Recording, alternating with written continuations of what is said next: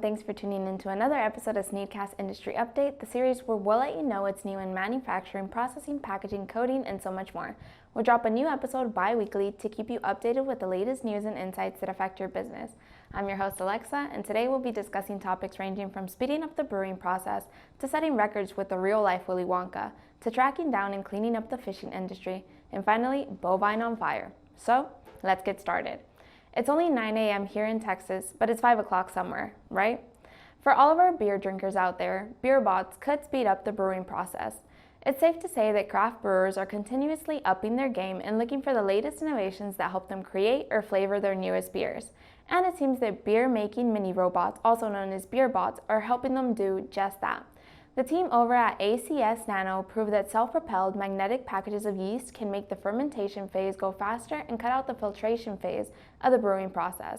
The brewing process typically starts when sugars are extracted from grains like malted barley to create a liquid known as wort. After wort is created, yeast is added to begin the fermentation process to convert those sugars into alcohol, carbon dioxide gas, and new flavor compounds. This step tends to be the lengthiest, seeing as though it can take up to 4 weeks. And that's if everything goes according to plan.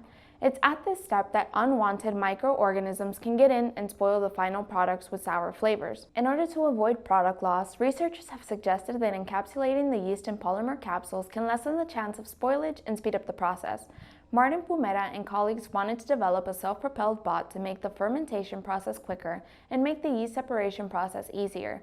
Researchers have created a 2 mm wide BeerBot capsule by combining active yeast, magnetic iron oxide nanoparticles, and sodium alginate. They then take this combination and drip it into a ferric chloride solution. They then made one side of the spheres porous by exposing that half to an alkaline solution in an electrochemical cell. Initial experiments showed that the yeast-containing beads could ferment sugar and produce carbon dioxide bubbles that would be propelled upwards. When that got to the surface, carbon dioxide was released into the air and then sank again, creating a bobbing motion. When the team tested these BeerBots on malted barley wort, they found that the bots transformed sugars faster than free yeast cells.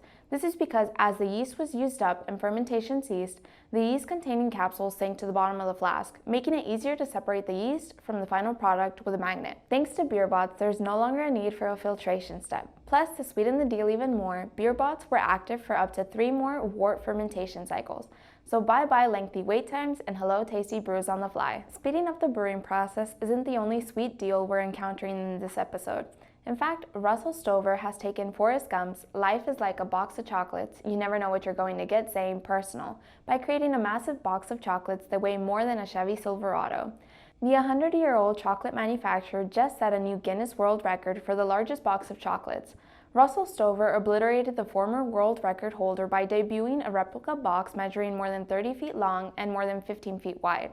Their new box of chocolates weighs in at 2,300 pounds, and that's before it was loaded with 5,000 pounds of oversized chocolate, with each bit weighing anywhere from 11 to 38 pounds apiece. The former world record holder, a UK-based chocolate manufacturing company, Thorntons, had created a box of chocolates that measured more than 16 feet long by more than 11 feet wide. It held 3,725 pounds of chocolate. So, to put it in perspective, Russell Stover beat the competition by 1,891 pounds. Creating a box of chocolates of this size was no individual effort. Russell Stover turned to Dimensional Innovations, a design and fabrication firm in Kansas City that's known for projects like the interactive Dallas Mavericks exhibit and a Ferrari racetrack exhibit in Legoland, California. Anyways, getting back to the record-setting sweet treat at hand. Russell Stover used its manufacturing facilities in Abilene and Lola, Kansas to create the chocolate. Within the large box, you can find anything from peanut cluster, raspberry cream, truffle, toffee, and caramel. Now, let's get to the question that everyone's been wanting to ask. What's going to happen with all of that chocolate? After the company hosts its 100th anniversary, the oversized box will be displayed at one of its retail locations, and the huge chocolates will be gifted away. Well, all's well ends well. Now, you all know that it wouldn't be a SNEED-CAST episode if we didn't burst your bubble. Let's get it over with, guys. About the landmines of the sea, also known as ghost nets, and what the federal government plans to do to control all of these abandoned crab and lobster traps, as well as other fishing gear. Ghost nets, or landmines of the sea, aren't just abandoned pieces of equipment. Sometimes that equipment becomes lost due to storms or passing boats.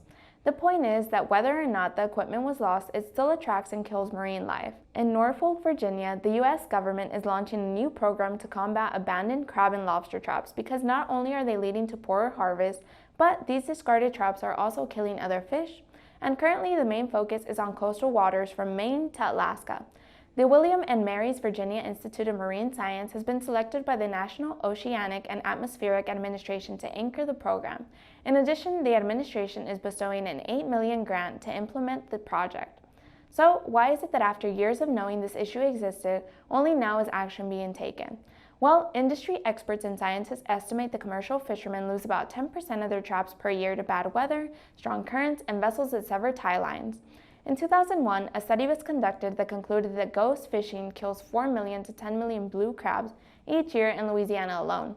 The National Oceanic and Atmospheric Administration is working to remove the traps that are used to harvest blue crabs, Dungeness crabs, stone crabs, American lobsters, and spiny species of lobsters. Kirk Havens, the director for the Center of the Coastal Resource Management at the Virginia Institute of Marine Science, said that the program's main focus is to collect nationwide data on where these traps are lost, found, and what type of marine life has been affected the most. Haven also says that just removing 10% of the traps from the hotspots can increase a harvest significantly. Removal also helps preserve marine life. In the Chesapeake Bay alone, some 40 species have also been caught in neglected blue crab traps. Another example dates back to 2014 when experts estimated that more than 12,000 crab traps were being lost in the Washington state, which ended up costing an estimated $700,000 in lost harvest revenue, as well as damaging the seafloor environment. Pascal van Erp, a Dutch diver who founded the charity Ghost Diving, told the Associated Press in 2016 that the problem with lost gear is enormous. It is found in all seas, oceans, and inland waters at all depths, along the beach and under the sand. The National Oceanic and Atmospheric Administration's new effort is the Nationwide Trap Removal Assessment and Prevention Program, better known as TRAP. Thanks to the administration and its new program, removing lost and abandoned fishing gear is now being pursued across the U.S. We're sure that programs like TRAP are just the beginning as the push to create a more sustainable fishing industry continues. On April 10th of 2023, the South Fork Dairy Farm in Dimmitt, Amarillo lost 18,000 dairy cows to a fiery explosion. One of their workers also sustained injuries. According to the Animal Welfare Institute, this fire and explosion are the deadliest barn fires for Texas cattle. Investigators and officials are still investigating the root cause of the fire, but acknowledge that the blaze spread in an area of the barn where the cows would typically roam.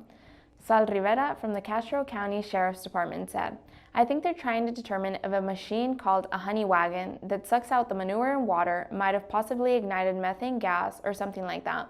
While the majority of the cows died, a small percentage survived and were moved to a separate facility under South Fork's care.